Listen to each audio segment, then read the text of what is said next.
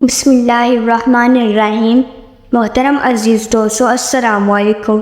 11 محرم کے دن جب بیویوں کو قید کر کے شام و کوفہ کی طرف لے جایا گیا، شمر تماچے مارتا ہے، لیکن کبھی بھی آپ نے اپنے نانا کی امت کے لیے بد دعا نہیں کی۔ تو راستے میں بی بی سکینہ کی یہی کوشش تھی کہ آپ کی بھائی سجاد کو زنجیروں میں جکڑے ہوئے ہیں، دھوپ کی وجہ سے ان کی زنجیریں گرم ہو جاتی ہیں۔ آپ بار بار سپاہیوں سے کہتی ہیں مجھے تھوڑا پانی دے دو تاکہ میں اپنے بھائی سجاد کی زنجیروں پہ بہا دوں کہ وہ کچھ دیر کے لیے ٹھنڈی ہو جائے۔ بس بی بی سکینہ ننگے پاؤں تمام بیویوں کے ساتھ رسیوں میں قید ہو گئی۔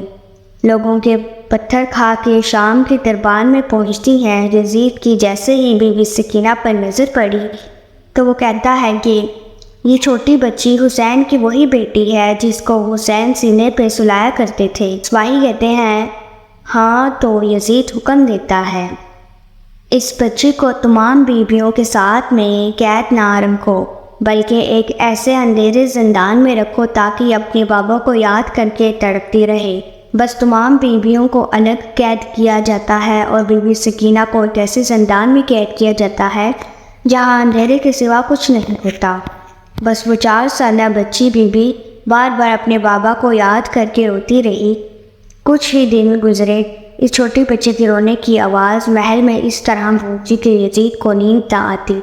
تو یزید کہتا ہے کہ امام حسین کا کٹا ہوا سر اس بچی کے پاس بھجوا دو، جب یہ کٹا ہوا سر دیکھے گی تو خود چپ ہو جائے گی۔ بس امام حسین کا سر جیسے ہی بی بی سکینہ کے پاس زندان میں پہنچتا ہے، آپ اپنے بابا کے سر کو دیکھ کے ایسے لپٹ جاتی ہے اور زاروں قطار رو کے کہتی ہے میرے بابا، میں قدم قدم پہ سختیاں سہتی رہی، پتھر کھاتی رہی، لیکن کبھی بھی میں نے اپنے نانا کی امت کے لیے بد دعا نہیں کی۔ امام حسین کی آنکھیں کھلتی ہیں اور آپ فرماتے ہیں اے میری بیٹی سکینہ، اب سو جاؤ، میں تمہیں اپنے ساتھ لینے آیا ہوں۔ بی بی سکینہ اپنے بابا کے سر پہ اپنا سر رکھ کے سو جاتی ہے۔ بس زندان میں خاموشی ہو جاتی ہے۔ جیسے ہی سپاہی آ کے دیکھتے ہیں تو بی بی سکینہ دارالفنا سے دارالفقہ کی طرف کوچ کر لیتی ہے۔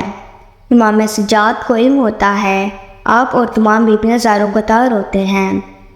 آپ 3 دن کا کٹھا پانی منگواتے ہیں اور چاہتے ہی اپنی بہن کو غسل دے۔ تاریخ میں لکھا جیسے ہی بی بی زینب نے بی بی سکینہ کو غسل دینا شروع کیا تو اچانک سے رونے کی آواز آتی ہے۔ امام سجاد آ کے پوچھتے ہیں اے میری پھوپھی ماں، آپ رو کیوں رہی ہیں؟ بی بی زینب فرماتی ہے کربلا سے لے کے کوفہ تک، کوفہ سے لے کے شام تک بی بی سکینہ ایک ہی لباس میں رہی ہے اور بار بار یہ بچی تازیانے کھاتی رہی ہے۔ بی بی سکینہ کا لباس ان کی کھال سے اس طرح سے مل چکا ہے، ہم غسل دینے کے لیے آپ کا کرتا اتارتے ہیں تو آپ کے جسم کی کھال بھی ساتھ چلی آتی ہے۔ اے میرے بیٹے سجاد، بتا بی بی سکینہ کو غسل کیسے دے؟ امام سجاد فرماتے ہیں میری بہن سکینہ کو اسی پھٹے ہوئے کرتے کے ساتھ تدفین کرتے ہیں۔ یہ میری چھوٹی بہن اسی حال میں قیامت کے دن اپنے نانا صلی اللہ علیہ وآلہ وسلم سے ملے گی۔ سلام یا بی بی سکینہ،